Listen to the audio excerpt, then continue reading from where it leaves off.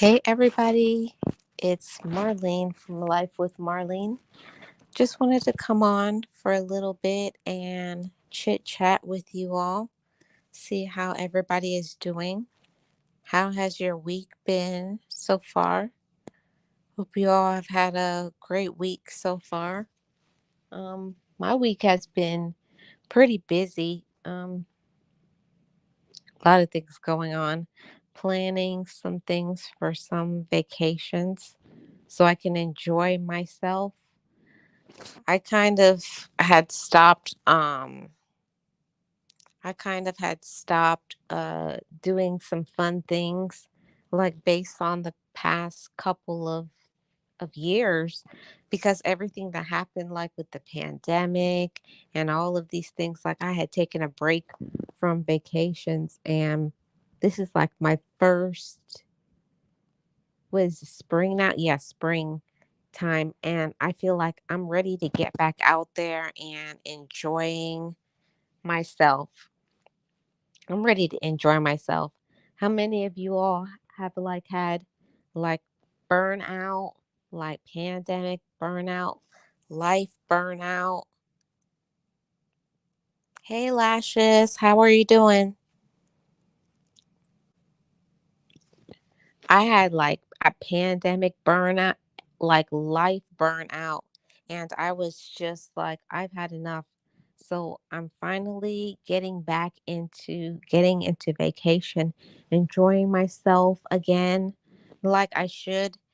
I finally am going to be traveling soon, and you guys will be seeing some vlogs coming up for the next for the summer and a little bit into the winter. I'm getting into having some fun again. I don't know how many of y'all have gotten out of having fun because of the pandemic. Hey, DJ Ron, how are you doing? Good to see you. I kind of have gotten out of going on vacation and doing things because this pandemic messed me up. I don't know how many of y'all that the pandemic has messed you up, but the pandemic messed me up. It gave me like some social anxiety, and not just social anxiety, like not being able to see family members and friends. Um, it would like really mess me up. And y'all know I also lost my brother in the pandemic, and not being able to see my brother when he passed away in the hospital, like a lot of things like triggered me for the pandemic. And personally was like, I don't want to be triggered anymore. Like it's time that I move on and start enjoying life again. So I finally joined a place where I can go to the pool and start having some fun again. I'm gonna start exercising again. Like I want to get out there and enjoy life. And I kind of had stopped because of everything. Yeah, I understand that it messed up your side business, so you just chill. Yeah, it changed everything. It changed everything. And I know I'm not the only one, but it changed like life in general, like how I saw things. Like losing my brother, like changed my life completely. And it was like life is too short for you to not get out and enjoy it. So I was like, I don't want to keep doing what I've always done, like working a job. And it's no jabs to other people, but like that's when I decided for myself that I personally wanted to get into my own business and stop working for other people. So I'm still in the process of putting all of that together, but I personally have made a decision that I want to start living life. Hey Lisa, how are you doing? Good to see you. Happy Wednesday to everybody. Thanks everybody for the likes. Yep. Everybody went through something, right? This pandemic. Everybody went through something. Like some people lost people that they love, some people lost their job, some people had no money, some people felt isolated, or all of the above. And I made a decision like, I'm not going to keep holding back from life because life is going to move on regardless. Life is going to go on regardless of what we're dealing with. And I, for myself, had to be like, it's time for you to start living again. Because it's been like, I think this is 2 years since my brother passed away. And I kind of, not even knowingly, like, I was just like, I think because of the sadness and everything, and also because of not having money, like I had to completely change my career too. Oh, I'm so sorry to hear that, Lisa. My condolences to you. It's tough, right? It's tough for a lot of people. And who I felt sorry for the most was the older people who were like shut in and they didn't have anybody to talk to. And it was like, oh my goodness, what happens to the older people? Like when you're younger, you can handle things because you can get out there and do things, but the people who are shut in, also people who are disabled, different, like I thought about those people and even kids. Like I felt really sorry for these pandemic babies, the children that were born during the pandemic, and they never got to have all the hugs and the love that they needed from family members and couldn't do things. And even the children who graduated and they didn't even get the experience of having a graduation. Some of them didn't even get to have a prom or homecoming or different things. A lot of people lost their jobs, businesses closed, and I just like the recovery from this thing. People are saying the pandemic is over, but I feel like people are still spiraling. I personally feel like I'm spiraling still from this pandemic, still trying to recover from the financial loss, the emotional loss, and like making a decision now to like get out there again and enjoy life. And like now they're saying like something else is coming even stronger than C19, but I'm not going to let those things stop me. I'll just put on my mask, be careful, social distance, but I got to get out there and enjoy some life cuz I'm definitely a person I have to travel. If I don't travel, I feel sick. I don't feel right not traveling. Like, I'm not a person that can stay home for too long. I have to go on 3 to 4 trips a year. So I'm planning something. I feel like I'm getting back to me and to life. And I feel like I didn't even know how to do that because my whole life changed. Like the job that I was doing, it changed. I decided I didn't want to do that anymore. And then I also, in the same time, decided I wanted to start, pursuing my business, not just as a hobby anymore or a side business. Like I wanted that to be my business. So working on that and trying to make that happen and also doing YouTube, it's just a lot. Yes, I had 8 events canceled because of it. So I lost a lot of money. Oh man. And how did you handle that, DJ Ron? Because a lot of people like lost a lot of money. I know for me, working in the medical field, it was just like I just had to start a whole new career, learn something new and start a completely different life. I'm so sorry for everybody who is affected. A lot of people were affected from this C19. A lot of people, and some people are still affected. It's just that people will try to cover it up and make it seem like life is normal again. Life is not normal. Life is not normal since this pandemic has happened. Hey, Leticia, how are you doing? Welcome. Good to see you. Happy Wednesday. Life is not normal. Life has not been normal since, everything has changed, like the way you do things, how things are in the store. And don't even talk about the prices of groceries. The prices of groceries and the cost of bills, everything is going up except how much money you're making. And like things aren't even quality anymore.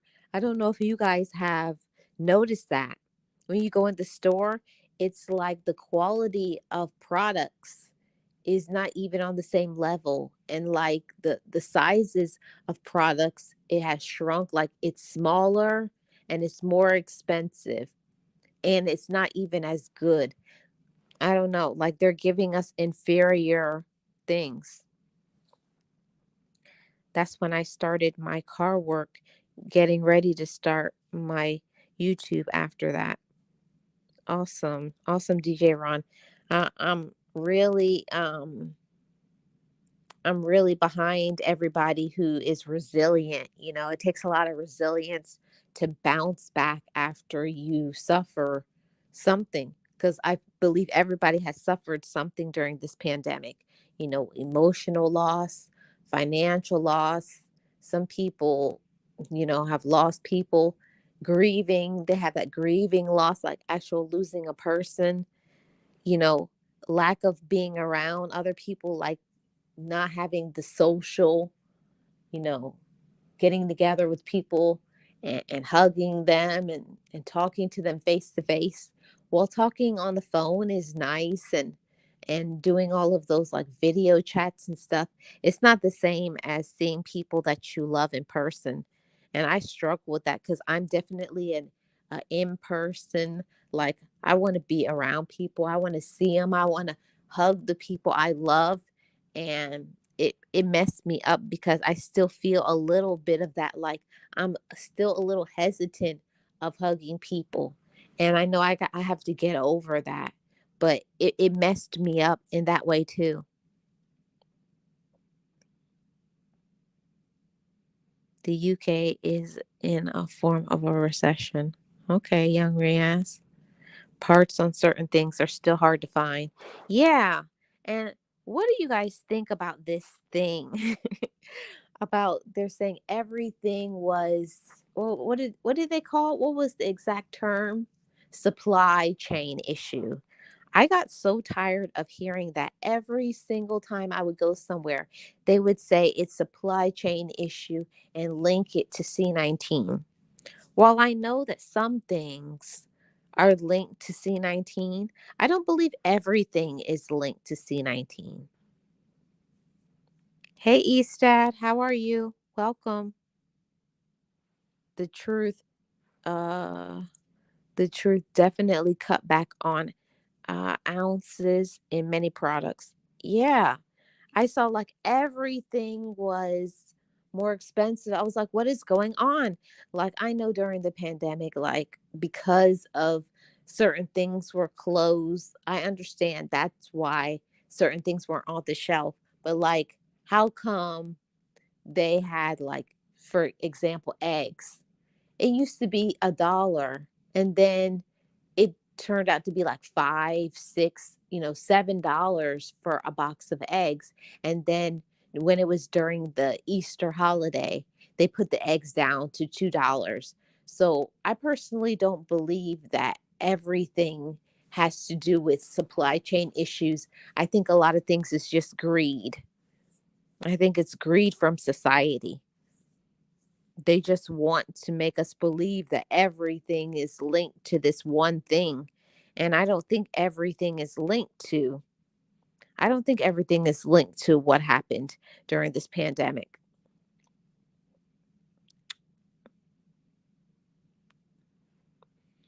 Leticia says, I am in the medical field and knew off rip C19 was exaggerated and didn't get euthanized and lost relationships with people because of my views about the pandemic and poison jab.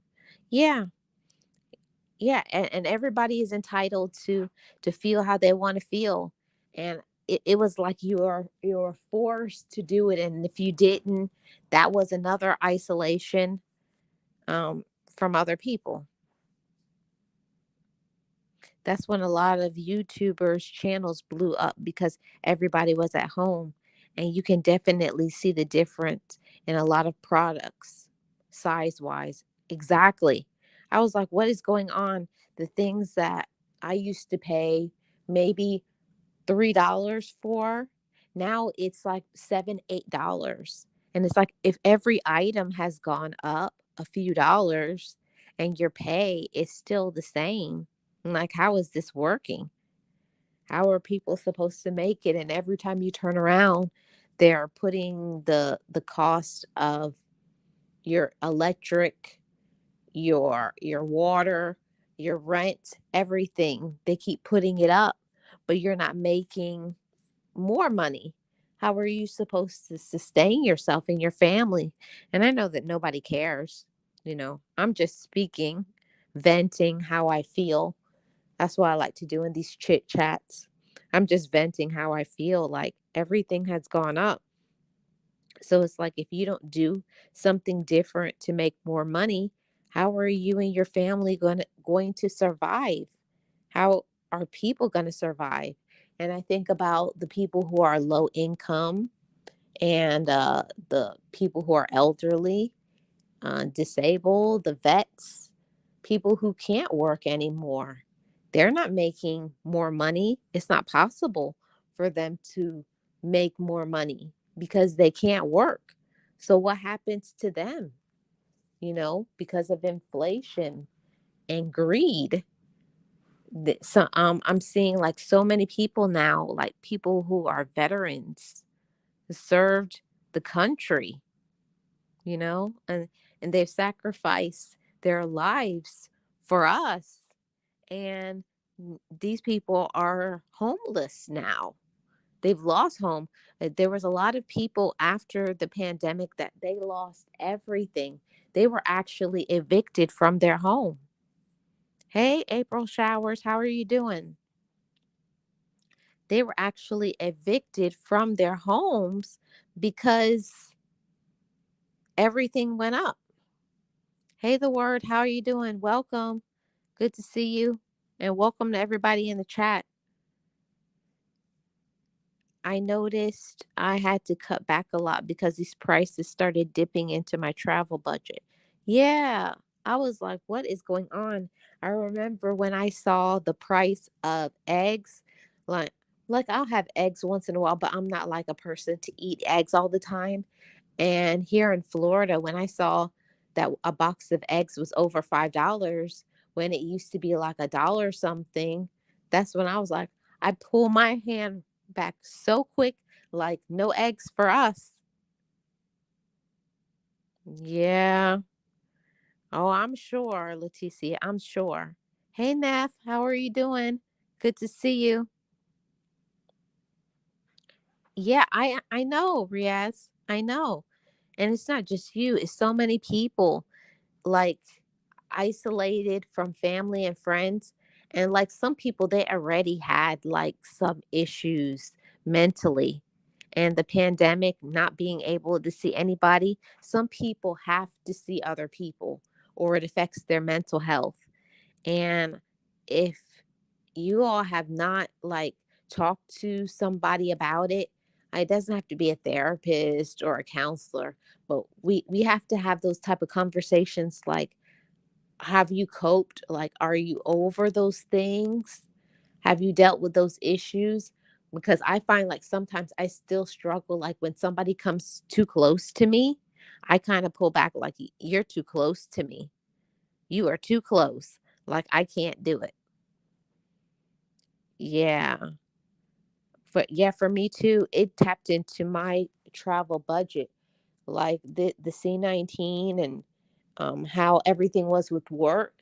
It was crazy in the medical field because I used to work in the hospital And when you work in the hospital, whether staff is coming in or not, if you are on the clock, you cannot leave a patient because they call that abandonment.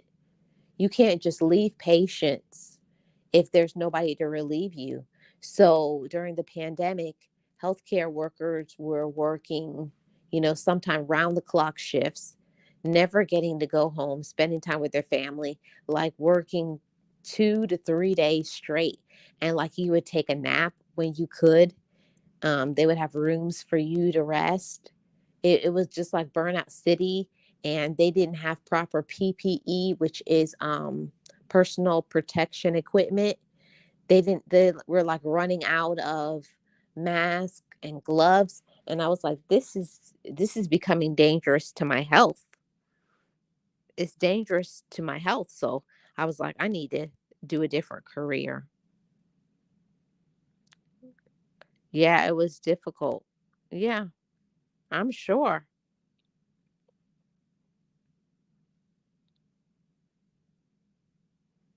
Oh, Leticia, I was working as what do they call them? A PCT in the hospital. That's like a nursing assistant. Yeah.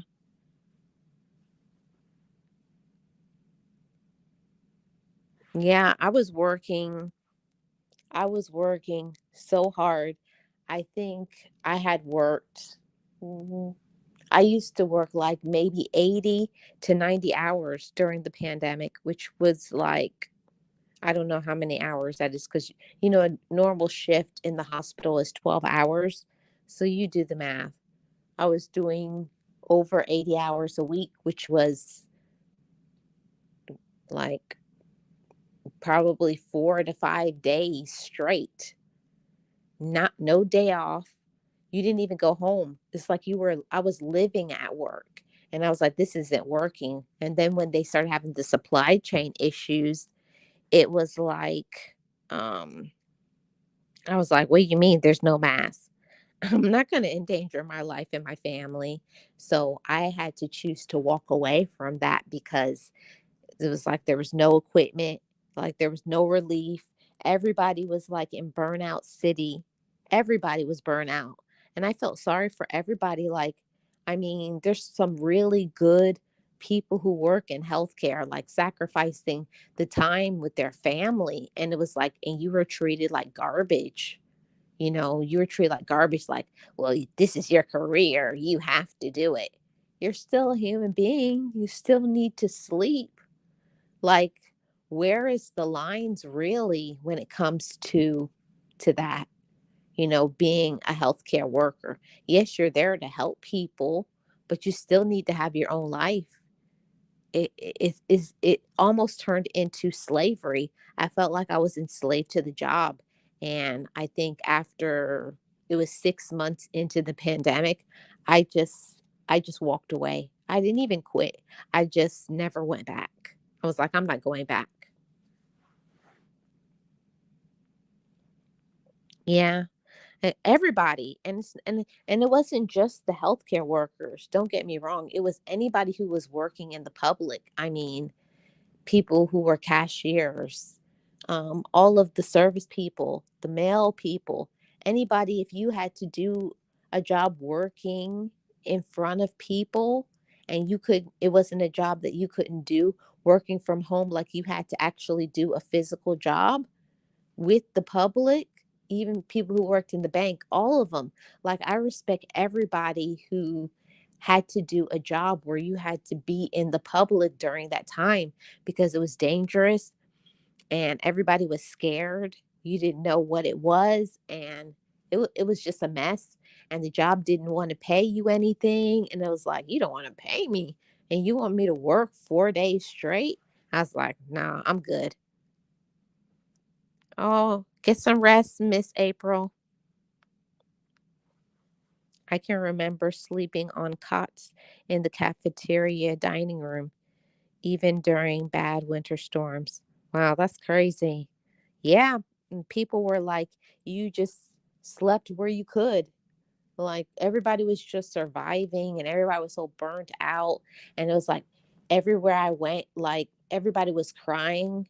Like I had to see a therapist um after I quit that job because the things that I saw, of course I can't talk about it because of HIPAA, but I saw a lot of sadness and, everything was shut down. So people couldn't come in and see people who were sick. So it was a lot of lonely people, and people were passing away by themselves. And like you had to, like the healthcare workers had to be their family, like to be there and to hold people's hand at the end of their life. Like it was traumatic. It was traumatic.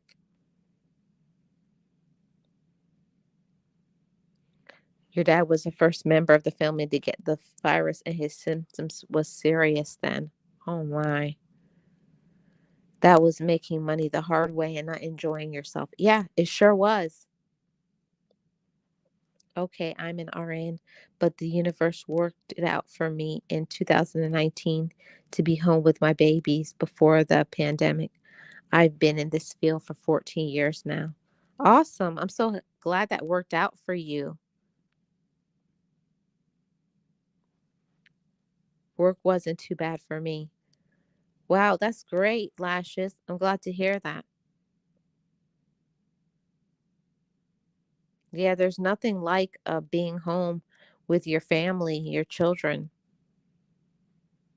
Yeah, me too, young Riaz. Like I didn't cope well, but I think mine was mixed with, working so hard, not being appreciated, and on top of that, losing my brother and then being isolated. It's like work all the time, don't get any money, get disrespected, and keep doing it, and then like feel like grieve, but you can't talk to anybody about it, and it's just like and repeat and repeat.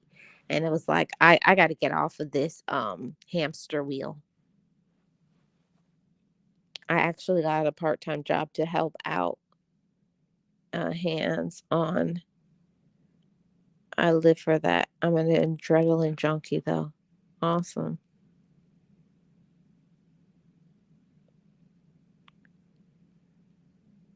What do you mean?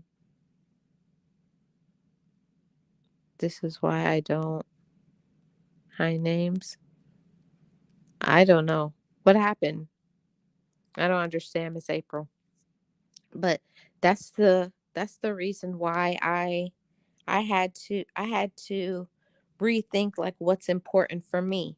I'm not telling nobody leave your job, quit your job, but it made me start having a completely different thinking. you know I had a completely different thinking after this pandemic, about life, about what was really important. Like for me, I found that really what was important after losing my brother, like you're never going to get back memories. So, I know people, you have to work and you have to make some money, but for me I was like it's more important for me to spend time with my family, have some fun, do some traveling, because at the end of the day, a job isn't going to care. When I lost my brother, all they gave me was 2 days off work. 2 days. My brother passed away on a Saturday. They wanted me to come back to work on Tuesday. There ain't no way. It was like I was there, and you know how like I was trying not to think about it, but I remember working during those times and I had the goggles on and like I'm working. And then I think my mind was still thinking about it, like, why are you here? And I remember the tears coming down past my goggles, and I'm working and it was like, what are you doing? Why are you here?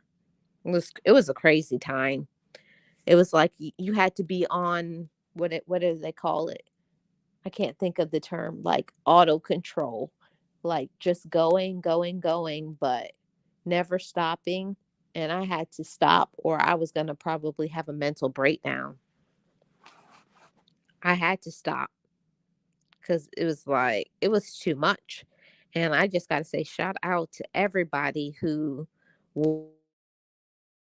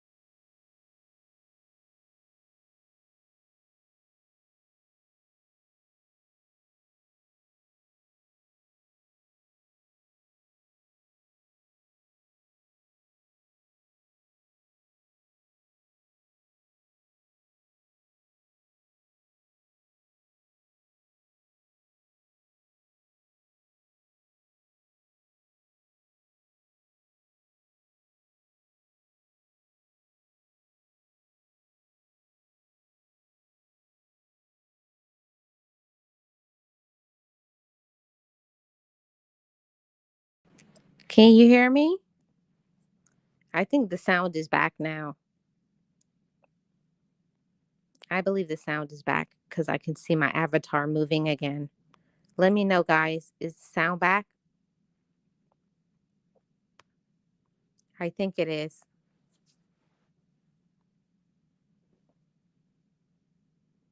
Okay, good. All right. So that that used to irritate me so much. It irritated me so much when I would see everybody was only showing appreciation to certain people. Like they would be like, "Oh, our wonderful teachers or our wonderful nurses, no hit or discount because they are wonderful teachers and there's wonderful nurses. But what about everybody on the ground floor? People forget about the housekeepers, the maintenance people, the people who are helping to keep the business moving and running efficiently. You got to give props to everybody. It's not just one person, it's everybody coming together to make things work. And people forget about the ones that, that they're not making, oh, they're not top, in the career. They're not making a lot of money. They don't have a lot of education. But if it wasn't for them, what would we have? So I always say shout out to everybody who is on the ground floor, making the foundation strong for all businesses. Always give a shout out. Every time I go somewhere and I see a housekeeper, a maintenance person, janitors, I always give them a shout out and I tell them thank you. Because if it wasn't for them, there's no way that we would be able to make it. Well, how could businesses run if places weren't cleaned and people weren't taken care of and couldn't do it? So, shout out to all of them. Shout out to everybody who works in public service. Know that you all are important. Definitely a big person on showing appreciation to people. And it's the people that other people don't see. like the people behind the scenes. I always say that I thank them, and give them a tip. Give them a tip. The people that do good for you all year, don't discount their service. Give them a tip. Tell them thank you. Tell them how much their services are valuable and matter to you. Because I know working in the medical field, like, you feel unappreciated, you feel that nobody cares, and it's not true. Okay, somebody just came in the door. I don't know who it is. I just saw somebody say Liz, but I don't see Liz. Where is Liz? I don't see you, Liz. But if you're in here, hey, shout out to you. Got to give props to everybody. And even like, let me switch subjects now. Start talking about, our children. Our children are so important, in this society. Especially we live in a throwaway society that people don't want to talk about the children who come from single parent families, those children who come from low income, children who have mental disabilities. People forget about children that need help. These children need support. They need good mentors. They need people at home encouraging them, you know. So all of you who are have children in your life, whether they're your children or your grandparents or your aunties and uncles, you're playing a role in a child's life. Even if you just do that for your work, you take care of children. Give children your support. Listen to them. Listen to the children. I know when I was growing up, it was always like children were seen and not heard. And we got to stop doing that. These children are going to be the ones that are going to take over soon. And we want to make strong children, children that know how to communicate, children who know their worth, children who are important. And it doesn't matter what label society puts on them, that they have a mental handicap, they're autistic, they're this, they're that. Whatever children are, support them, love them. Enough people aren't doing that. They're not giving up, time. Even mentors, like, it used to be a big thing that they would have things for children all the time, and even like give back for the low income, give children the things that they need, school supplies and clothes. And even I think about this now that it's the summertime now for kids. Hey Tay, how are you doing? Now thinking like it's even summertime for kids, I think about the children who come from these low income and single parent families, because I knew some of them. I used to be one. I remember, coming from a big family and being the 10th child. I lived on the lunch because lunch was only 40 cents at the time. And I know that there's some children that they only eat when they're in school. So now that school is out, I think about that. Like, these kids, they would at least get breakfast and lunch every day. And now that these kids are home, what happens to these children for the summer? I always think about those things, and that's where my heart is. I always wish I could give children more, give them a better life, give them opportunities that I didn't have as a child. Do you all have community things where they feed children and do things for them, give them activities? Just because school is out for the summer, it doesn't mean children don't need, you know, to have some activities to do. I think that's why children get into trouble during the summer. It's a lot of children go into, these juvenile detention centers because they're bored out of their mind. The parents have to go to work or whoever it is that they live with, and they're just hanging out, bored to death, nothing to do. Sometimes these children don't have food to eat and they're lost. Some children don't have two parents in a home. So they don't have love at home. It's just sad for these children. And I always think about the youth today. Like, what's going to happen to the children? Who's going to love these children? Because they're the ones that are going to take over. The children are the ones that are going to take over and care for us. So if we don't make these children strong, what's going to happen to everybody who will be needing their services? I don't know. I think about those things sometimes, and I think about the people who are poor, not just the children, the poor parents who are trying to make ends meet to pay rent, because you shouldn't have to decide between paying the light bill and eating food. That's where some people are in life. Either you're going to pay the light bill or the water bill, or you're going to buy your children food. Yes, ma'am, we do here in the ATX area. Assigned public schools hand out breakfast and lunch Monday to Friday. There are scholarship summer programs here as well. Well, that's wonderful. Um, and I hope that it's everywhere. I haven't seen that because I don't have anybody who is that young. I just have my nephew, and it's different because he's in private school, so things are a little different. But I'm thinking about in the public school system here in Florida. I don't really know about that. I'm definitely going to have to do some research and get back to you.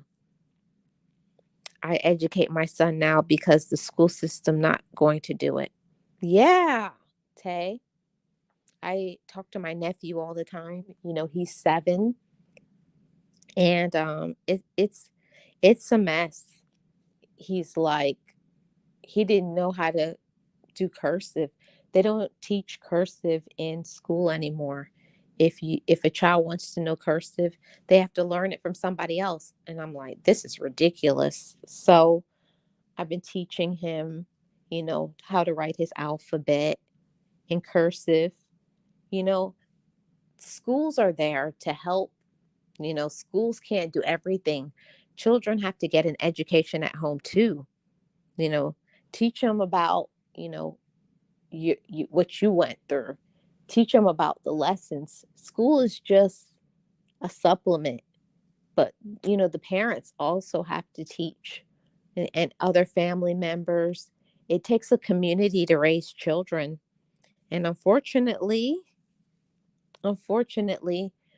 some parents don't choose to, you know, teach their children anything. They think all their education should be in the school. And I feel like that is so sad because the schools are not teaching. They're the schools are on a skeleton staff, and the teachers are overwhelmed, overworked, stressed out, and they're just doing the best that they can.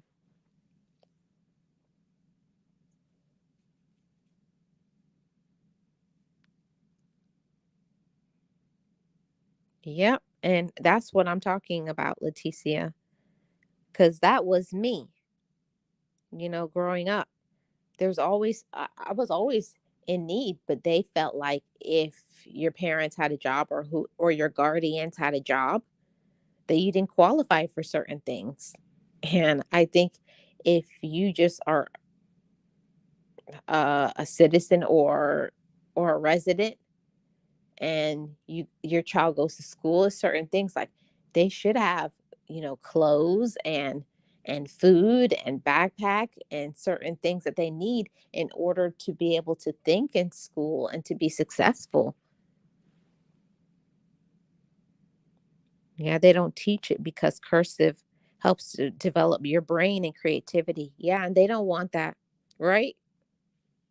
It's like everything is going down. Everything's going down the drain. And I'm so glad that my nephew, he goes to a school and it's creative, and they go on nature walks and the science museum, and they went to Kennedy Space Center to see how the rockets go up into space, and they learn certain things. So I know everybody can't afford private school, but our whole family chips in to make sure he gets that type of education. I want him to have a better life than I did. I sure didn't get no private school. I sure wish I did. But the opportunities that he gets to travel and have fun, and it's just different. It's just different. Yeah, middle class gets excluded from a lot of programs when they are usually living from paycheck to paycheck or just making enough to pay bills. Let me say that again. It's like the bottom has dropped out. And it's like if you're living from paycheck to paycheck, I feel like there's only two classes now. I could be wrong, but my personal view is I think there's only low income and there's rich. Because if you are trying to make it from paycheck to paycheck, to me, I think you're low income. If you can go, say, a whole year without working, I wouldn't say you're low income. And most people aren't in that category.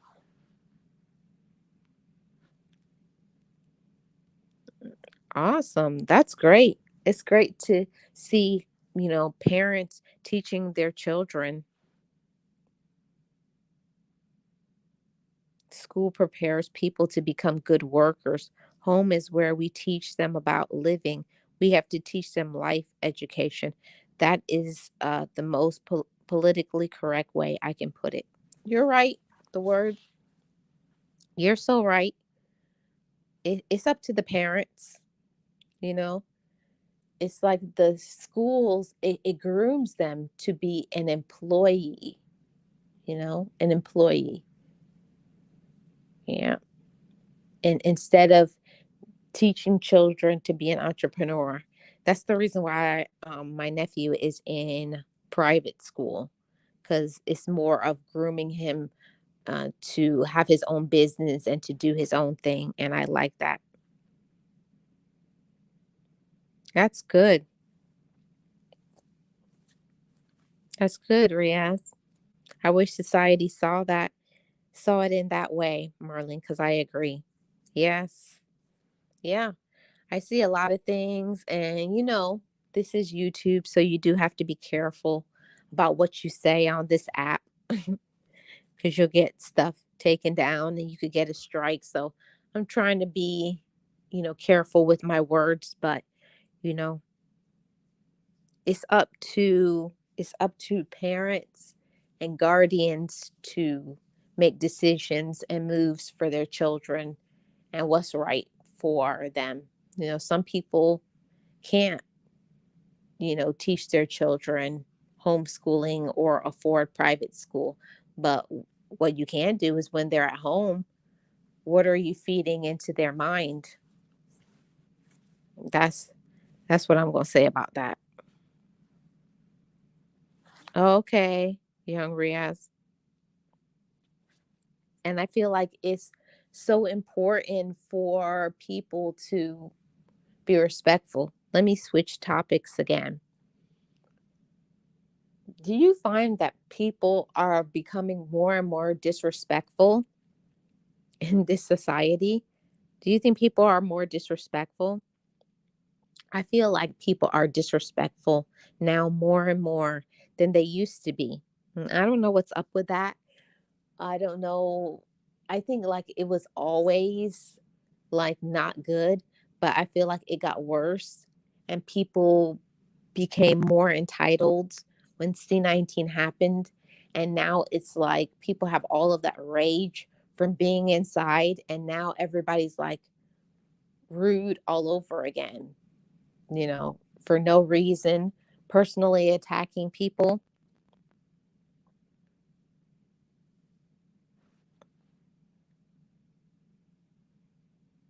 Yeah, I'm on Rumble. Just don't know how to find my page link. Oh, I don't know what that is. The word. I don't know what Rumble is. And I don't understand why people are so disrespectful. I don't know. I don't get it. How I was raised, I grew up old fashioned, grew up here in the South, and you had to be respectful of your elders, whether they deserved it or not. And you just, certain things like you just would never do. You respected boundaries. And like for the most part, most people were just decent. Most people were decent people, and you would see people used to have common courtesy, like to say hello. Like you pass people and they'll look at you right in your face. Not even hello, hi, good morning. Is that just a southern thing or am I tripping? Is there something wrong with people saying hello and good morning? Like people look at you like you have seven heads when you say good morning. Is that old fashioned southern values? Does that happen up north? Um, because when I lived up north, I did live in Canada for 15 months and listen, people are different. People are different. People are different. And I don't know. People are different, not only on this app, but just people are different from northern and southern people. Like, you know, I'm not talking about anybody. I'm just sharing my experience.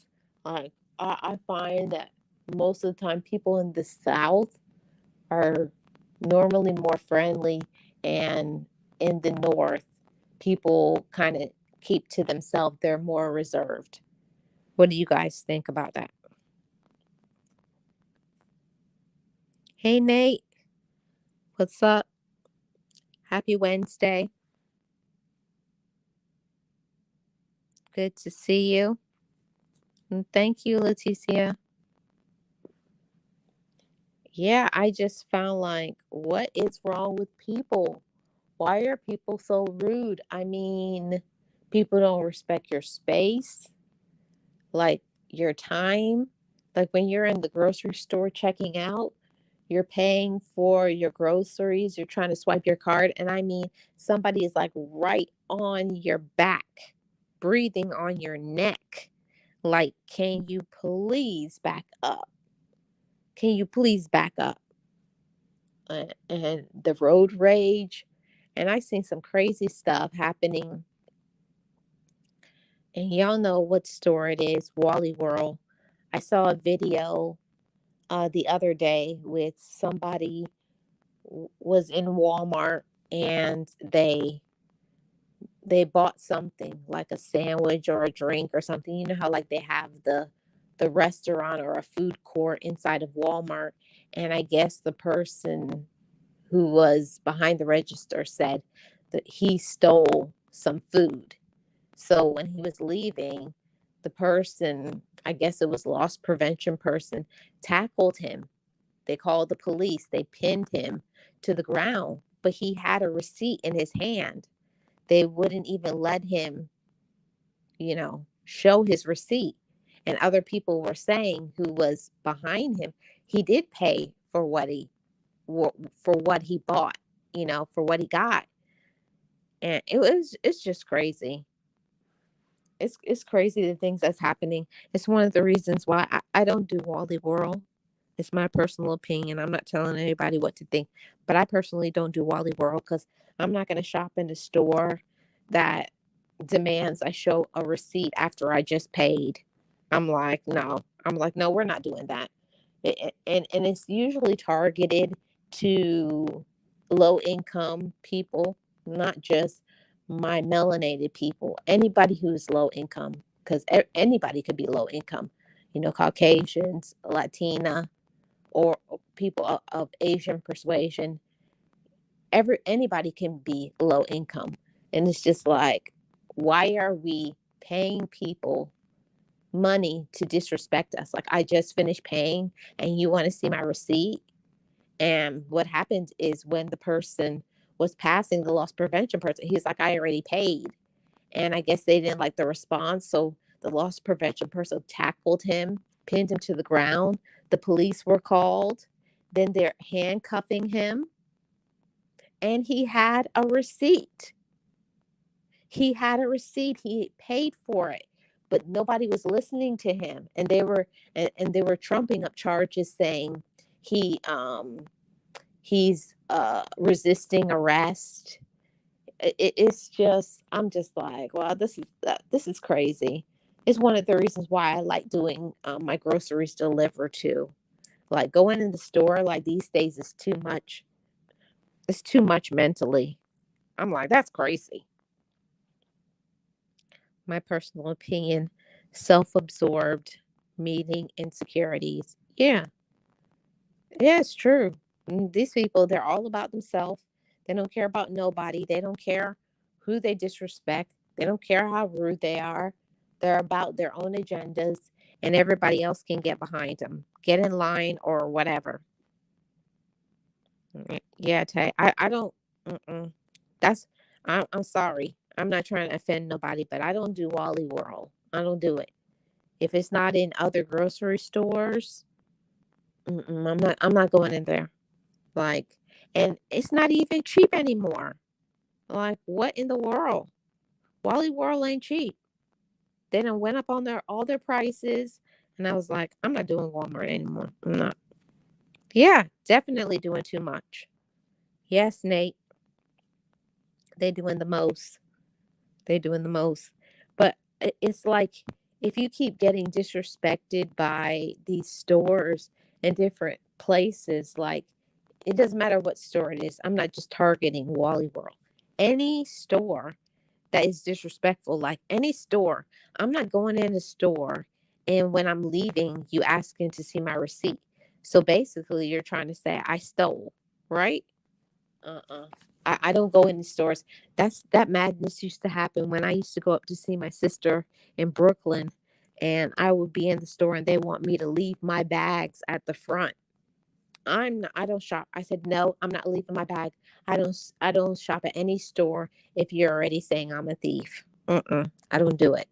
I told my sister I could never live up here because the stores, all of them do it up there. I can't do it. We got to take our power back. If you stop shopping at their stores, they're going to have to change certain things. I'm like, this is ridiculous. Why why do we put up with certain things that we don't have to? I think sometimes we think we have to.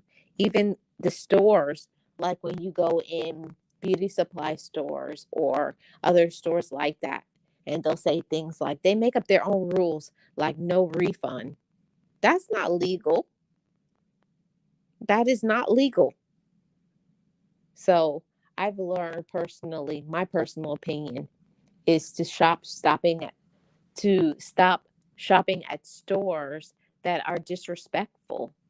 You want my money, but you disrespect me. Uh-uh.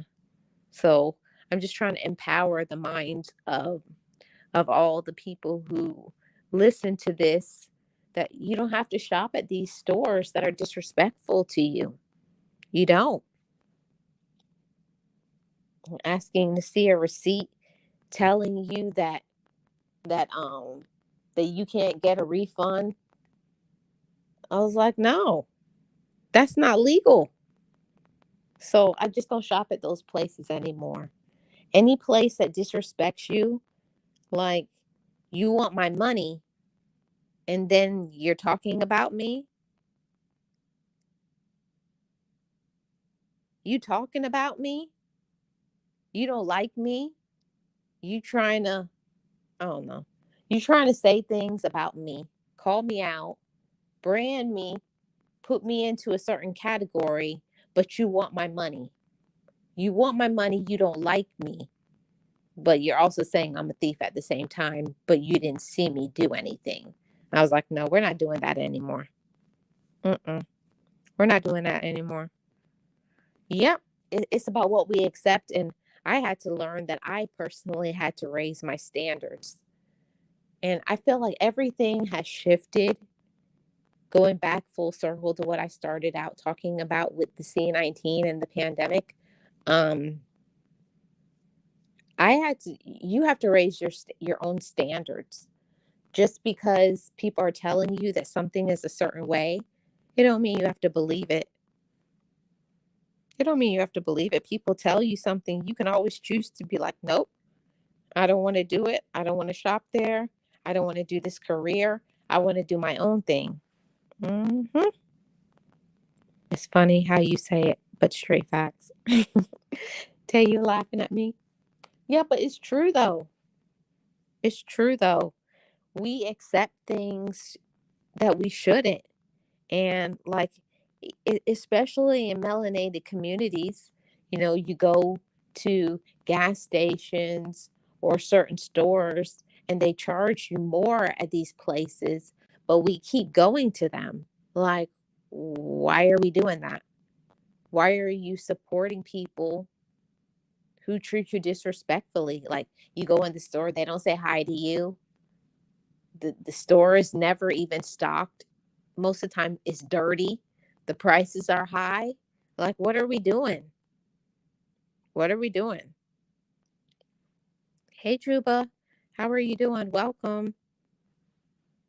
Yeah, I had to say, because they be getting on my nerves. I be like, people be getting on my nerves. It's like, and that's the reason why I'd rather drive 20 or 30 minutes on the other side of town so that I can go and shop and there can be the things that I want on the shelf.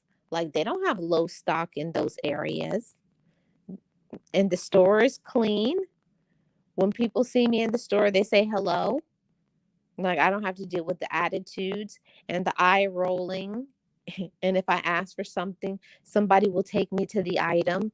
They don't just be like, point, it's over there. Like, let's respect ourselves. You don't have to you don't have to keep settling for stuff just because that's in your area where you live. You can choose to shop somewhere else. Like, drive somewhere else if that's what it takes for you to get your respect. If that's what it takes, then that's what you're going to have to do. Hey Juba,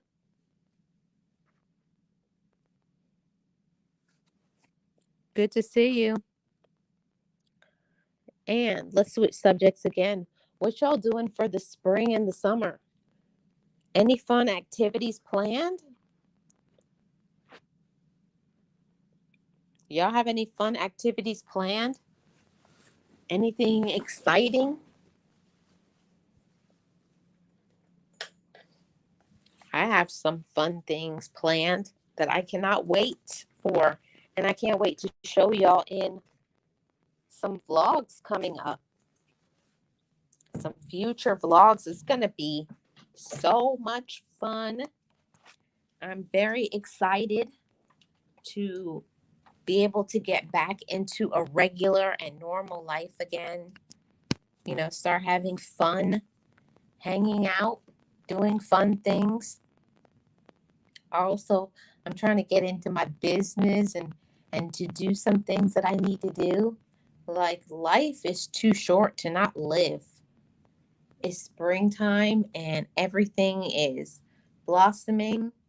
How is the weather where you guys are at? Are you guys all having good weather? It's been hot in Florida. Very, very hot. Um, Average temperature is like 87 degrees, humid, but things are blossoming. Like I showed y'all in the past vlog, my tree, the golden shower tree, is blooming, which is a beautiful yellow. And down the street, one of my neighbors has this beautiful red tree, and then they also have the purple trumpet tree. Oh, it's hot. It's hot in Texas. 90s and humid. Oh man, is that hot? That's the only thing I don't like about the summer is the thing I like about the summer. I know that doesn't make any sense, but I love warmer weather, but I don't love the humidity. Like if it would just be warm without the humidity, I would be fine. I hate when it's humid. It feels like you're in a desert, like you're in a sauna. But I'm looking forward to some fun trips. That's good, Riaz. I'm looking forward to some fun trips planned, get out and enjoy life. I love road trips. Do you guys have anything planned for your summer and your spring? I'm planning on doing 2 or 3 trips in the state where I live of Florida. And then after that, around September, October, I'm going to be doing trips out of the state. And then at the beginning of 2024, I'm going to be doing an international trip, which I'm very excited for. Very, very exciting. Yep. Just gonna do my thing and enjoy life and have some fun. And I didn't tell y'all. I probably should wait and do a video on it, but I'm too excited. I don't care. I'm gonna say it anyways. It's only people who are in the live or who are my real people who will actually know this. But I'm gonna be a great auntie. So my nephew, if you all have seen the vlog, my nephew that graduated from being a firefighter, he's having a child with his girlfriend. And I'm very, very excited. It's like, I feel like life moves so fast because I've raised him since I was, you know, 14 years old. So it's like he's my baby. And it's like now he's growing and he's having a kid. And it's like, wow. Yeah. So I'm excited to be a great auntie to to his child. So I'm going to be probably doing a video talking about that soon and sharing some stuff. We're planning baby shower. That's probably when I'm going to show everything, you know, all the pictures, the video, looking for venue for the baby shower. It's all exciting. I love traveling, but not sure where we are going this summer. A lot of local stuff, though. Yeah, even if it's just local stuff that you do, I definitely want to hit up um, some zoos, parks, some water places. Like here in Florida, we have we have like 3 places that I want to see, which is Adventure Island, and that's a water park. We also have Busch Gardens, which is in Tampa, and they have some water rides there, but they also have like some animal wildlife there. And we have Zoo Tampa. I just took you guys to the Florida Aquarium. And we also have a place that I want to go to, and it's called the Cat Sanctuary. And I think that the Cat Sanctuary is pretty cool. I'm really looking forward to. It's pretty expensive. It's like $150. The last time I looked was like you get a one-on-one, like you get to go and meet all the cats that they have there, like pumas, panthers, cheetahs, leopards. Yeah, it's called the Cat Sanctuary. So I'm trying to save up and do that for a vlog. I think that that's going to be really exciting. I'm kind of nervous to go to the cat sanctuary because it's like you'll be right there up and close. Like zoos are nice and everything, but I like more of a behind the scenes, like to go on a safari or something. So I'm looking forward to going to the cat sanctuary. But I'm not going until like September or October, when the humidity goes down here. So I'm looking forward to that part. I'm just going to try to enjoy some life and have some fun. That's Thank you, young Riaz. Appreciate that. Because life is about enjoying your life with the people that you love. And you'll think that you have a lot of time, like we're always planning to do things, but it's about the memories that you make with your family and the people who are important to you, even yourself. If there's something that you want to do, you should do it. Before you know it, anything can happen to you. Life can happen to you. I'll be dropping my spring vlog probably in a week or two because we still have another week of spring. But we've already been to the zoo, water parks recently. Can't wait for more adventures. That's awesome, Leticia. I'm happy for you that you're getting out and enjoying life. I love to see people enjoying their life, having fun. Like life is about adventures and planning. This channel, Leticia, this is my vlog channel. This is where I house all my vlogs and also the live streams like I'm doing right now. This is the only thing I do on this channel. I do vlogs, I do live streams, and sometimes I have like some challenges that I will do, but I haven't done that many. I think I've only done one challenge on this channel.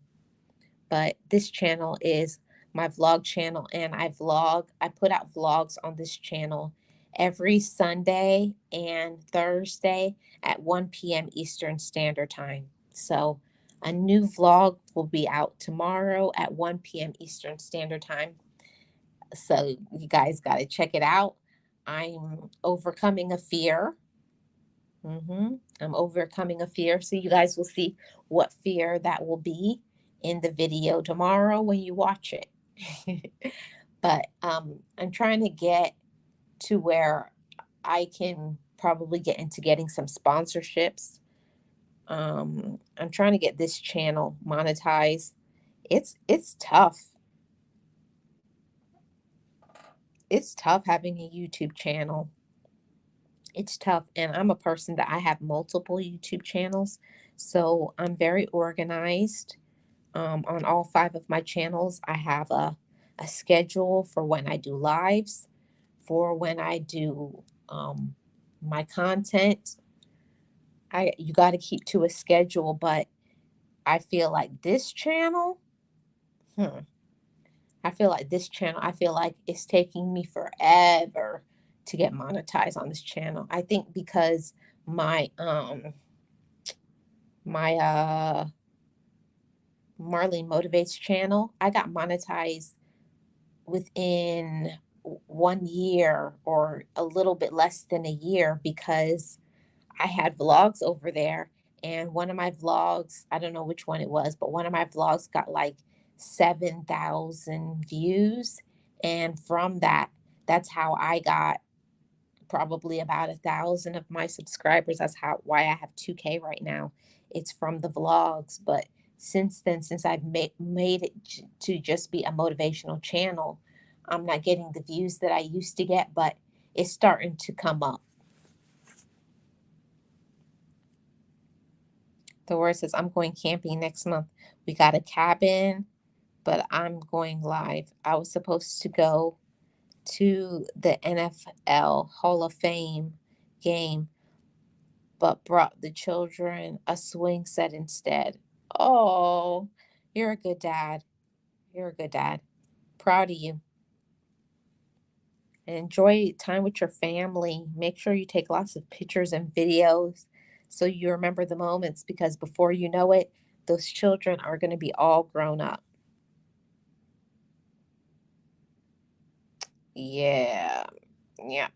It is work. It is work to keep up with the channel, but like I could give you just from my perspective, I do channels that will, like, it's easy for me to sustain. Like before I was doing uploads on all my channels, and you you can't possibly sustain 5 channels doing uploads. And that's the reason why I make my Marlene Motivates channel a live only channel, because I can't do editing on 5 channels. So I make that channel just what it is what it is. And that's what that one is. And then my reviews channel, which I have to get back to, is my channel where I do my mukbangs and my hauls. And I got to get that channel back with. I have lots of videos, but the thing is editing. And then my third channel, Just Relax Now, that channel, it has my 1K, but it has like no watch time hours. So I don't know what to do with that one yet. I got to work on that one and get that one going so it can get monetized. And then I have this one, which is doing pretty well. I currently have 1,900 watch time hours, and I got to thank y'all who have been rocking with your girl, supporting me, watching my vlogs, coming to my lives. I'm just ready to have this channel monetized because I have some ideas about what I want to do for my members over here. Once it's monetized, I'm going to do something for members that will be exclusive. And then I have my podcast channel. And my podcast channel, I think it's doing pretty good. I just got over, I think, 650 subscribers over there. So it's going. Oh, and I got to say, tomorrow is a hot topic. For those who know. That's all I'm going to say about that. And that's something you want to tune in for sure. So, but keep going, the word, keep going. Don't do anything you don't want to do. That's what I will say definitely on this app. You know, do what you want to do on your channel. Do what's right for you and what's right for your family and what's right. If you feel like you want to do it, then you should do it. If you don't want to do it, then don't do it. Because if you really don't want to do something, you'll start it and then you'll stop the channel. So make sure you want to do it, you're excited about it, and then you find a way to make it happen. Oh, I'm so rude. I didn't even put the link in here for anybody who wanted to come up. All I've been doing is chatting, not even put in the link for anybody who wants to come up and chit chat with me because I'm going to be on until 4 p.m. my time.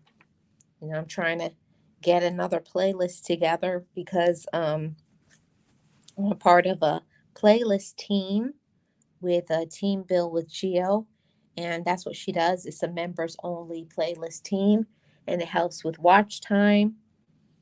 It's a building team. We're very supportive over there on Team Build. So if you're interested in getting some watch time hours, if you just need some help in general, because it's more than just playlists, uh, get in touch with Team Build with Geo. She's on Instagram as well. You join her membership. I always got to shout out all of my people that I rock with, and Team Bill with Geo is one of them. And I got to say, congratulations to Nate the Great Podcast for getting his membership, also for his monetization. And next up is going to be Liz B. Journey. I'm rocking with you, sis, even though I don't think you're in the chat. I'm rocking with you, sis. You're going to be monetized soon. And also the word. You're going to be monetized soon. Success is out there for all of us.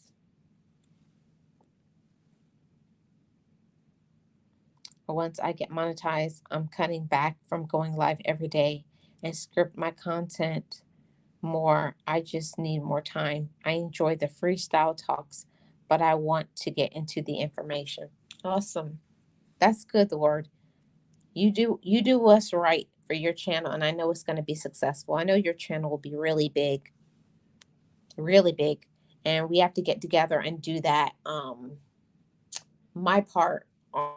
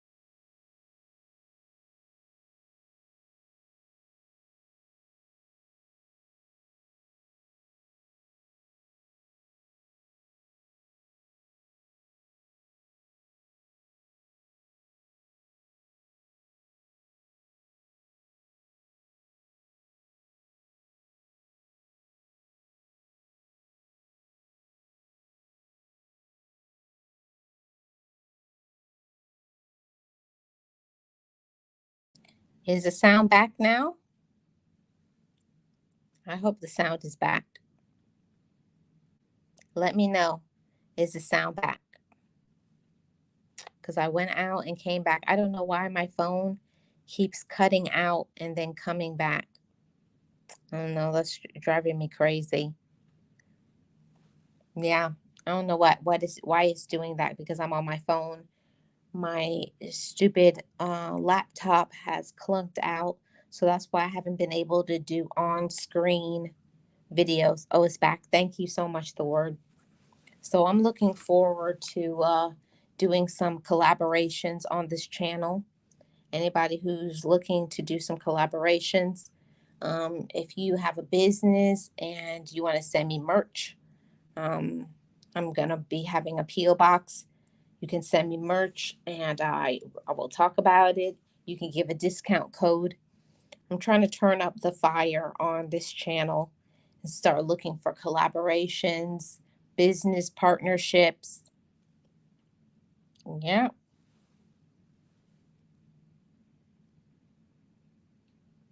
Oh, it's saying I'm eligible now, so it kicked in the new monetized rules. Yeah, so you're monetized. Are you partially? I think that they call that like partially monetized, where you get um like what do you call it? You can have super chats, memberships, but you don't get ads on your videos. I think that's the thing. I think that's the new YouTube guidelines. Now you can be monetized with 500 subscribers, 3,000 watch hours, but you don't get ads on your videos. That's what. That's the only difference. You don't become fully monetized until you get your 1,000. So, oh, you're doing it now? Awesome. Congratulations. Congratulations to you, the word. And the same thing should be for Lisby Journey. She should be monetized too, then, because you can get partial monetization now if you have 500 subscribers and 3,000 watch hours. So once I get 3,000 watch hours over here, I will get partially monetized, and I'm going to start doing some things for members. So shout out to you, the word. Congratulations to you. I know your channel will be in review. Um, and then next thing you'll be monetized. And I can't wait to see you get memberships on your channel. I'm all about supporting, you know, supporting other people. I had to just take a step back from supporting everybody, because it was like I um I I had to step back from supporting everyone, because while I I'm a supportive person. Like, you'll never make any content, or you'll never go live or make any money, because to make money, you have to either make uploads or you have to go live. And supporting other people, like, I had stopped doing things because I'm being supportive. So it's not that I don't want to rock with everybody anymore. Don't think that, like, oh, you don't come to my lives anymore or anything like that. But I have to step back and also make content for myself. I got to eat too. I got to eat and get some money over here too. So I got to work on my stuff. So I support people when I can, and I support people who support me. I know that maybe some people won't like that, but if I never see you rocking with me, uh-uh. I'm not going to keep going to people who don't rock with me. I'm just being honest, and most people won't be honest, but that's what it is. I got to be honest. I got to be honest. I had to pull back so that I could start making some content, because I have a lot of vlogs or videos that I've made, but I haven't uploaded them because I'm so busy being supportive. And I love to support people. I love to support people on this platform. I love to be there for you guys. But I got to think about my content too, making my vlogs. And I have multiple channels. I got multiple channels. I got 5 whole channels. Two of them are monetized. This one, I am hopeful will be monetized by the end of the summer. And then my fourth channel, I'm hoping to be monetized around the winter. So I'm working on some goals so that I can accomplish some things for for myself, for my business, for my family, for my brand, because I'm not trying to work for my whole life. I'm trying to make things happen. That's what Juju told me. I had to take that in, sis. Uh, went in on me like you, a content creator, first, second, and third. Take care of you first. Right. I'm telling people that, and some people, they get mad because you're not giving other people support. And it's not that you don't support them anymore, but I gotta take care of me too. And I gotta take a break. Like, I'll rock with you when I can. I'll support you when I can. And there's always the replay. There's always a replay button. Replay for a reason. So I got to do that for myself, because I feel myself about to go into a burnout supporting everybody. But the thing is, I'm trying to support everybody, because I wanted to see everybody get monetized, like you, Nate, Liz. And I've just been popping back and forth between everybody, trying to help everybody to get their watch time. So, yeah. Well, I have the 1K, and I have 1900 hours. So I don't know what that means. Yeah, Riyadh, you need to. You need to. You need to. It's not good for your mental health to stay on any social media all day long. You should listen to your dad. I'm gonna have to check that out. I don't see where I'm eligible for that yet, because I don't have 3,000 hours. It's eligible if it's 3 public uploads. Well, I definitely have more than 3. So I'm going to go check that out and see if maybe I can get monetized, or partially monetized, not the full. What I really want is the full one, because I want ads to be on my vlogs. But I feel like it would be nice if the um I could get the memberships, because I'm going to have member only exclusive videos. Like, when I go certain places, everybody shouldn't be able to get that. It's the people who are paying for it they're the ones that's going to get it. So that's just so you all know, there's going to be member only videos coming once this channel gets to monetization. Congratulations, young Riaz. Happy for you. So I have to go back in my back office and check on that the word and to see, because I have 1900 watch time hours. I think it's a little over 1900. I think it's like 1910. So I still need like 1100 hours for 3000. So I got to see. Hey, Miss 702, welcome. How are you doing? Good to see you. Happy Wednesday. What do you have going on? And what does everybody have going on? And here is the question of every Wednesday. What's for dinner? That's all I ever think about, to be honest with y'all, is food. I feel like I should probably be about 700 pounds, how much I eat. From the moment I wake up till I go to bed, I'm thinking about food. As soon as I wake up, I'm like, what am I going to eat? I'm always thinking about food. Oh, Miss 702, I hope you get some rest whenever you do get home.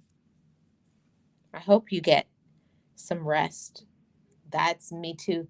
That's the reason why I was so burnt out on Sunday. I couldn't even get out of the bed. I think I had worked like 80 hours. I worked way too much. It was way too much, and I worked 12-hour shifts. It was too much. What is that? I don't know. I did like six. I think I did 6 shifts. 6 or 7. 6 or 7. Yeah, it had to be 6 or 7 12-hour shifts. And that's a lot for me. That's like burnout city, plus take care of my family, cook, do everything I need to do. It was too much. No, Miss 702, I'm a nursing assistant and I'm also an esthetician. So I do both. Thank you. I'm gonna get into something to use my voice. For those who don't know, I'm getting into voice acting, and hopefully you guys will be hearing me in a book, a audio book, or in a movie near you.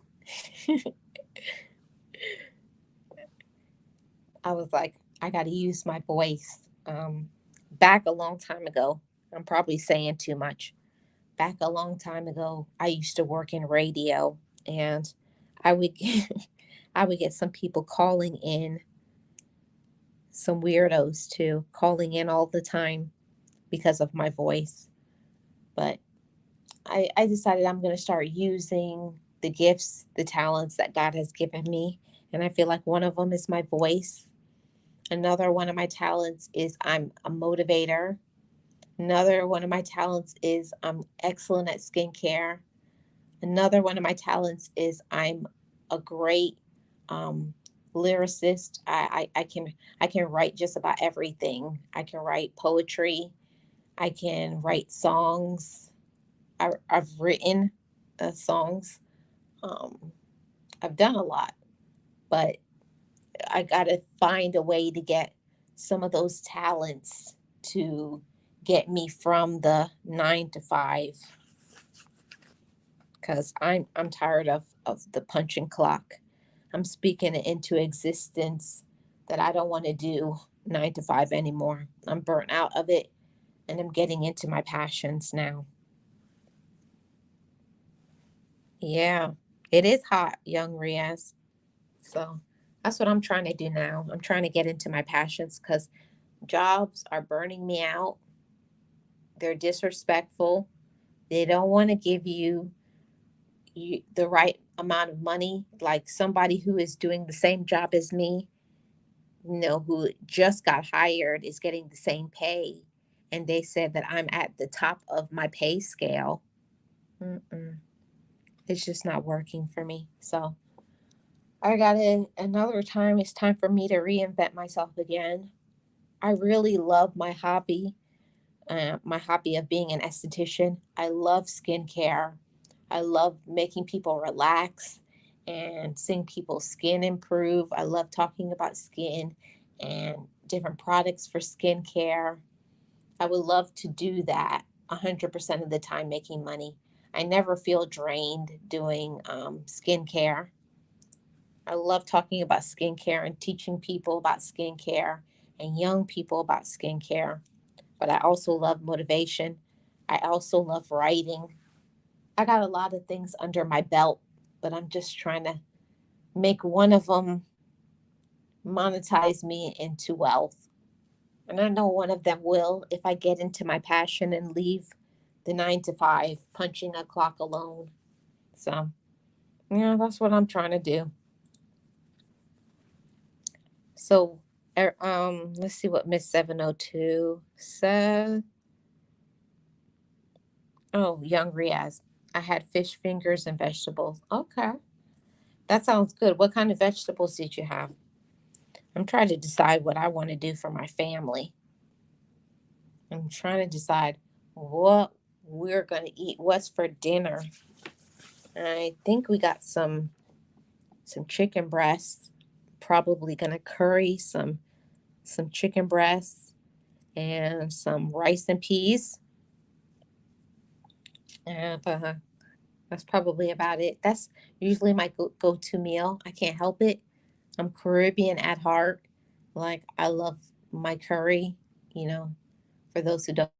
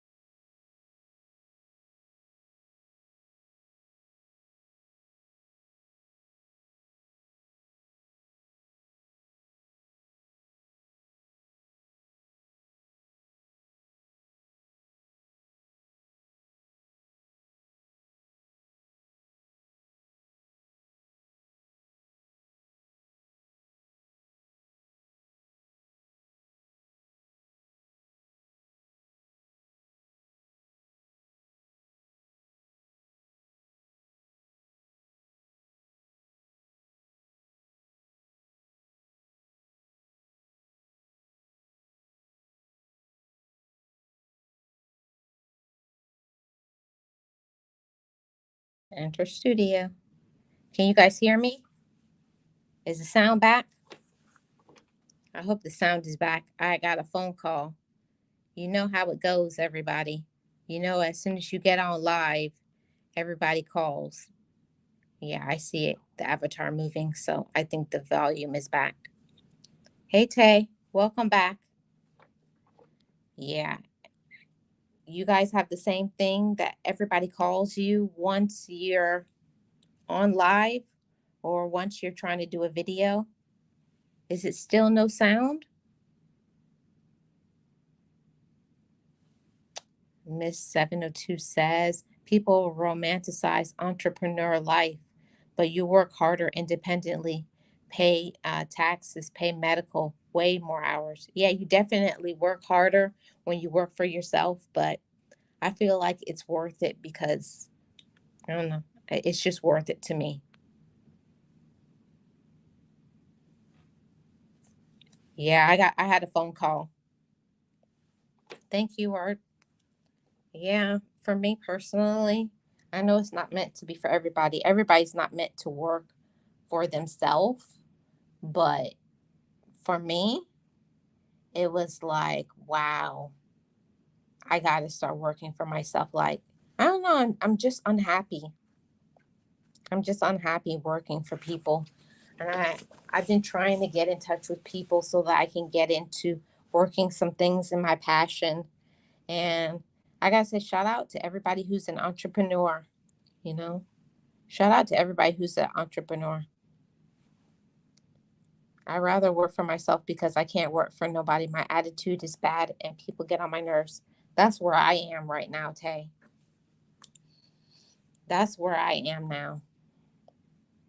Yep. Like, I think everything changed for me. Like, after my brother passed away, like, it changed my attitude. Like, I'm here working, giving all my time, giving all my effort, and all you ever do is complain. Like, they're never satisfied. If you do something, they got to complain that you haven't done this, and why haven't you done that, and why haven't you done that. Like, there's no appreciation, and like your money isn't right, and it takes up all your time. I can't do it anymore. Yeah, people deserve so much more credit for all the hard work as entrepreneurs. Yes, they sure do.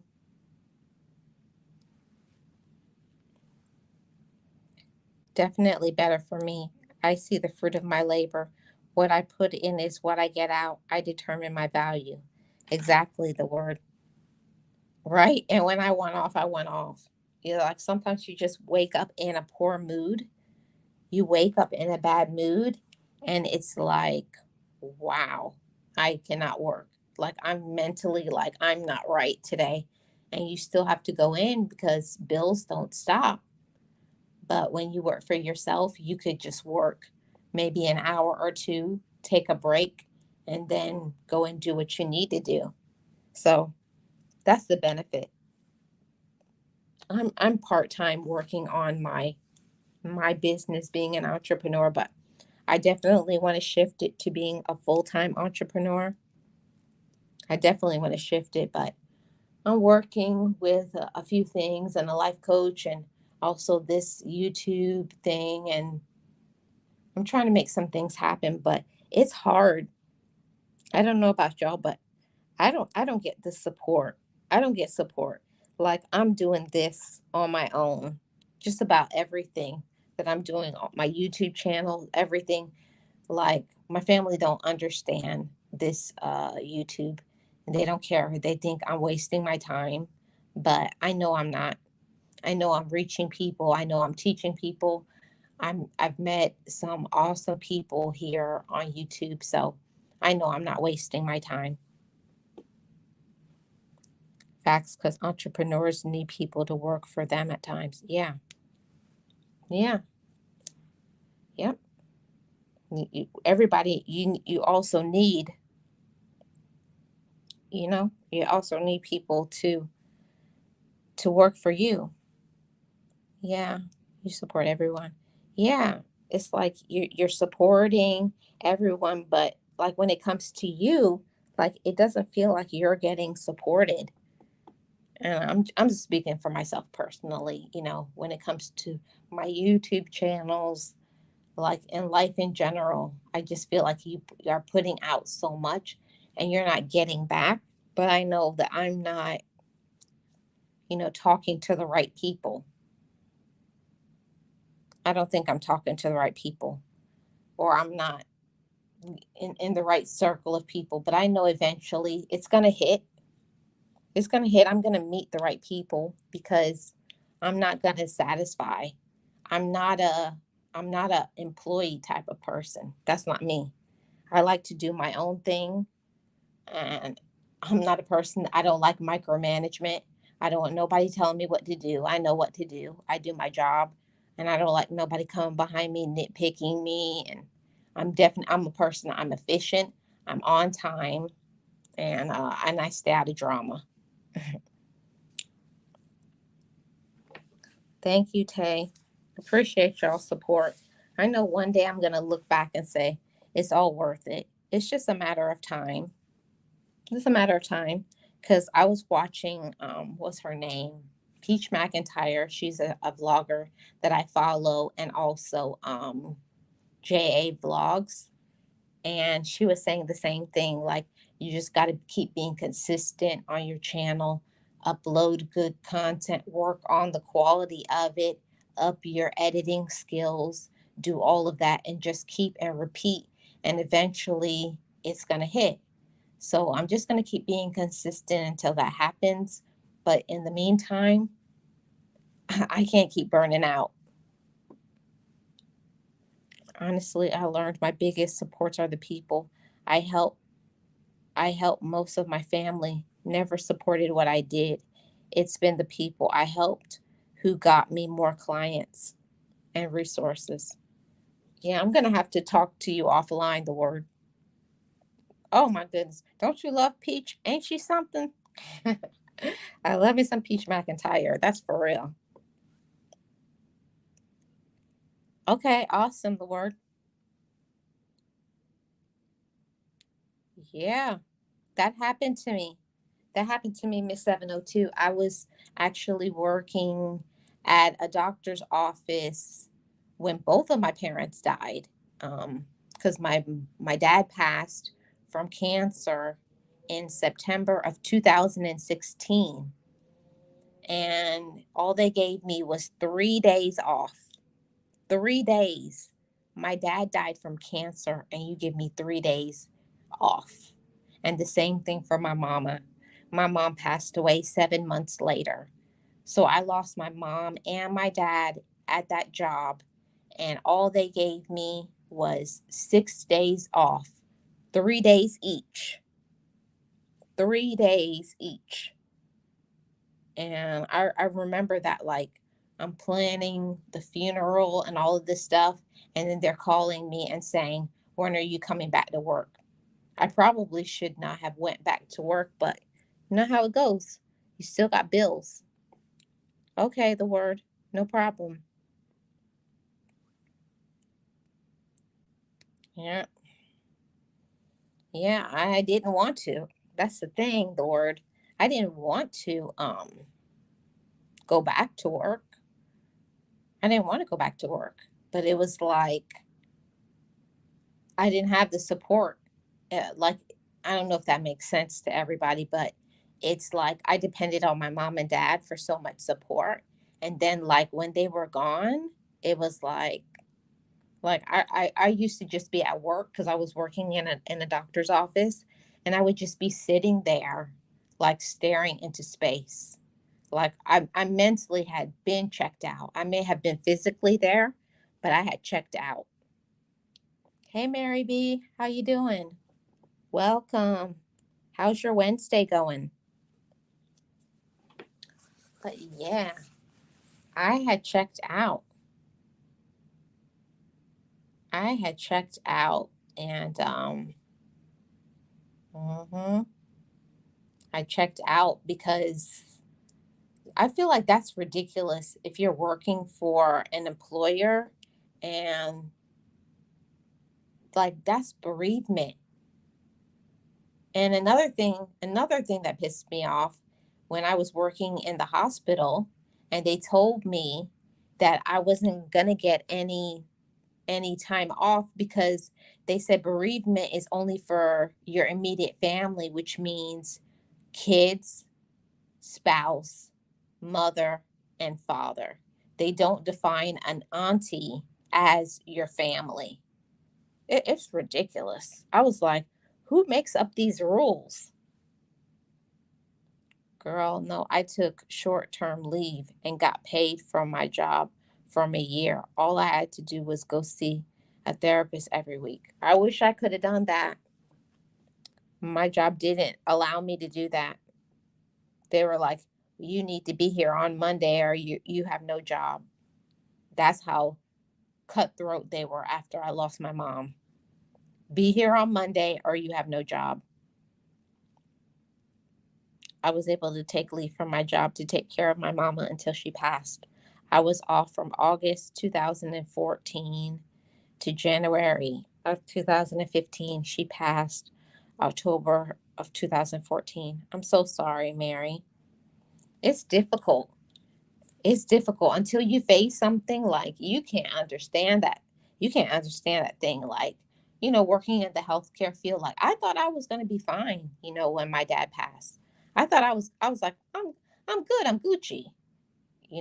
I thought I was good. Like I was like, I see people pass away all the time, but it's not the same thing when it hits home, when it's your own. Like because I used to tell people, hold their hand, tell them things are gonna be okay. But when I got the same thing, when somebody did that to me, like it didn't feel right. It didn't feel like enough. So I was able to handle all the business I needed to handle after her death. I sure couldn't. My mama passed. I remember being at work and they were like, Mom, mom just coded. So I remember picking up my purse, running out of the doctor's office, getting to the hospital. My family was there. Some that was not family, like family friends, and we were all there waiting.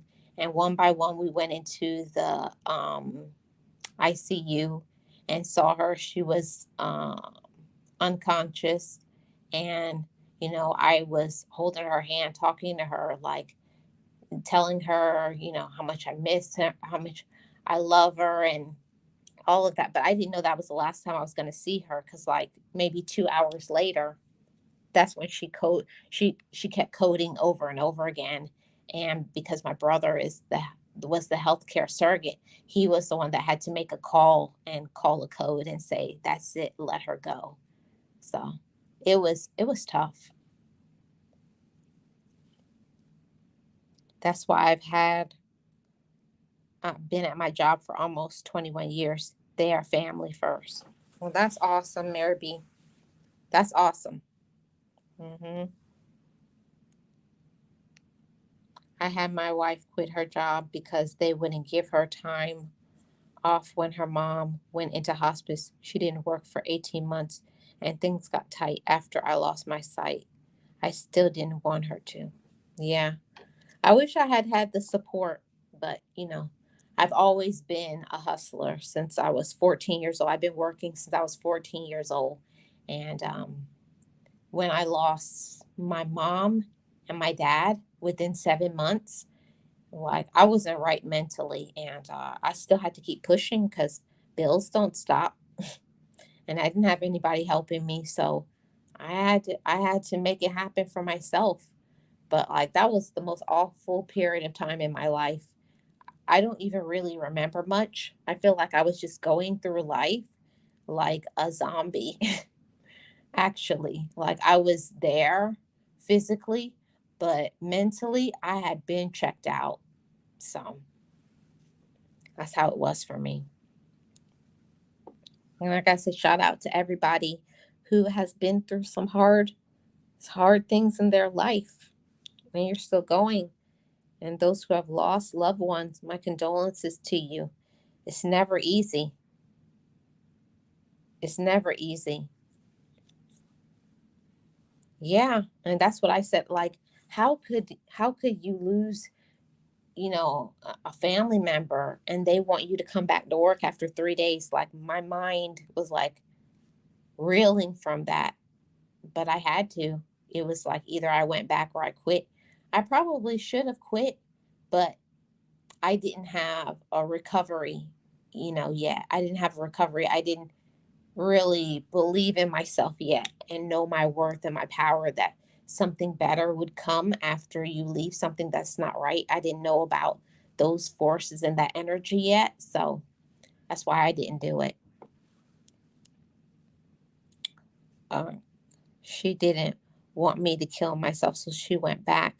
But we almost back where she can work for the family business versus a job. But she's a X-ray tech and loves it. Oh, that's awesome. The word, that's awesome. That's awesome. I love hearing about people who have a supportive system. That's wonderful that you guys have that, have some support. Never take them for granted. Never take one moment for granted with your loved ones, and especially the ones that get on your nerves. We all have people that get on our nerves in our family or in our circle. So make sure you're telling them you appreciate them, you forgive them, you love them, because that's important. Yep. I had no choice, Mary. I had no choice. My mama died on a Monday, and they told me that I had to, no, not on Monday. She died on a Wednesday. So I was off Thursday and Friday, and I had to go back to work on Monday. hmm And same thing for my dad.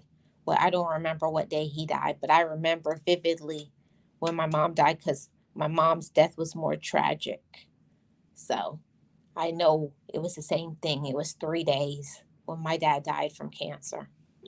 He died, and then I had to be back to work in 3 days. So, um, yeah, my whole family, it's not just me, everybody had to go back like nothing happened. And the same thing with the pandemic, losing my brother 2 years ago. I never got to see my brother when he passed away. They wouldn't let us um, they wouldn't let us go into the hospital, and they wouldn't let us have a funeral. So I feel like I still have some resentment there. But as soon as my situation gets together with my passport and everything, I'm going to travel and go home and give my, so that I could be at peace with him passing. Oh, I had no focus at work. I was just there.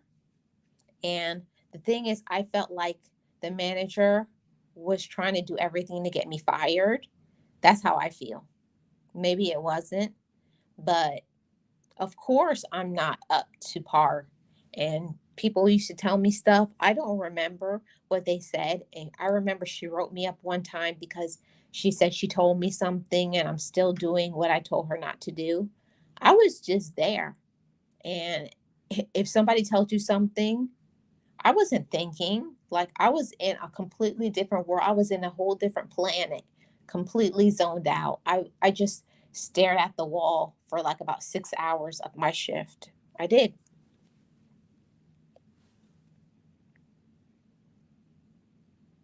No, that's awesome word. Yeah. Well, the whole thing about that, Mary, is that I had to go into something that was less stress. So I knew that I couldn't be able to stay there longer, but I was there for 7 months while my mom and my dad passed away. And then I went back into doing some other work that I used to do. And I feel like that was the right move at that time, because I personally feel like they were trying to get me fired. She kept writing me up and being really snippy and nasty with me. Because, like, and they'd be asking, like, is everything okay? Is there a problem? I don't know. I felt like she was being very vindictive and sarcastic when she knew I wasn't okay. And like, why don't I say anything? Like, what do you want me to do? Be here smiling and laughing? I'm not happy. I was miserable, but it is what it is.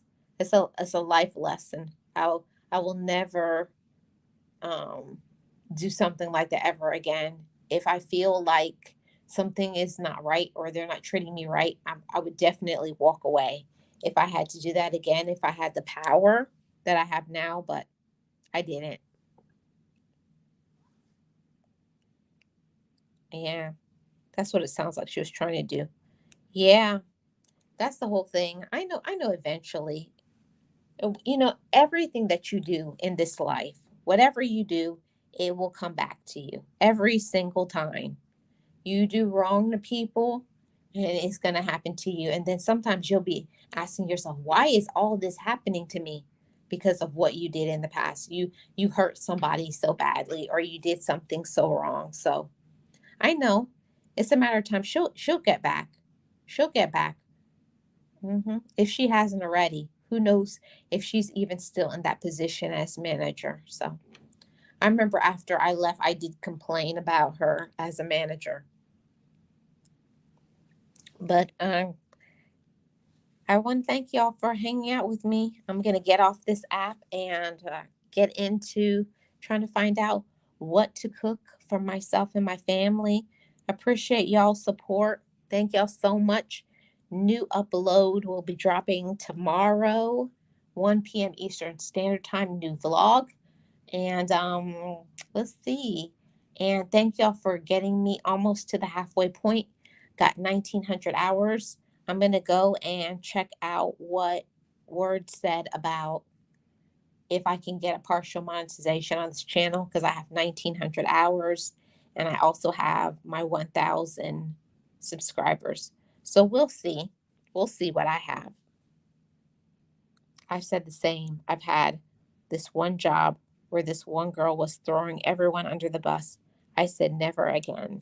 Yep, never again. Never let people disrespect you, even if you need the money. Always maintain your self respect. Thank you all for joining me today. I appreciate each and every one of you. Have a great rest of your day. And I'll see you guys next Wednesday and on the next video. Thanks for supporting, guys. Bye.